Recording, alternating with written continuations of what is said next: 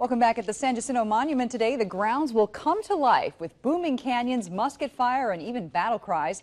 Hundreds of people will recreate the events that led up to Texas winning its independence at the Battle of San Jacinto. So here with more on this year's San Jacinto Day Festival is San Jacinto Museum board member Chad Muir. Chad, good morning to you. Good morning. Thanks for being here. Thanks for having me. So this is going to be history coming alive today at the San Jacinto Monument. Very much so. Tell us a little bit about what people can expect to see in terms of the recreation, the reenactment. The reenactment itself starts at 3 o'clock, and the San Jacinto volunteers and hundreds of other volunteers with them will be actually recreating not only the battle itself, but the cannon skirmish that happened the day before, and the runaway scrape, which involved a lot of people leading up to the battle trying to get away from Santa Anna's army. Let's talk a little bit about the runaway scrape, because it doesn't get a lot of publicity these days, but it's really kind of an interesting thing that happened. Describe a little bit about what people will see. Well, Santa Anna was very specific about the fact that he planned to take no prisoners, and so as his army marched across southern Texas, everybody needed to get away. And so the runaway scrape was the process of getting everything you had in the world that you could carry, either on foot or in a wagon, and escape and stay in front of that army. So it'll be recreating that situation across the battlefield to lead into then what will happen with the actual conflict itself. So you'll see folks literally pulling up stakes and running. Pretty much, yes. You know, they are really specific about all of these details. These reenactors really take this seriously, down to the very tiniest details, right? It's wonderful to see what they do, and so people will get to witness that.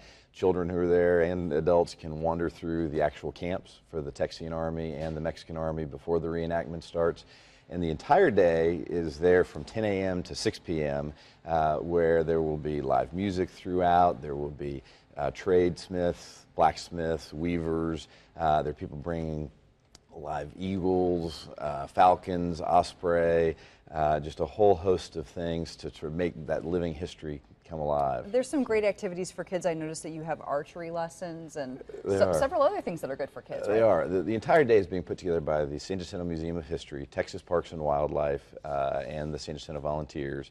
We're very appreciative of the fact that it's totally free. HEB is our lead sponsor, along with Dow Chemical, Vopak, Lyondale Basil, and the Pasadena Strawberry Festival. And there are some unique opportunities for nature lovers as well. There are.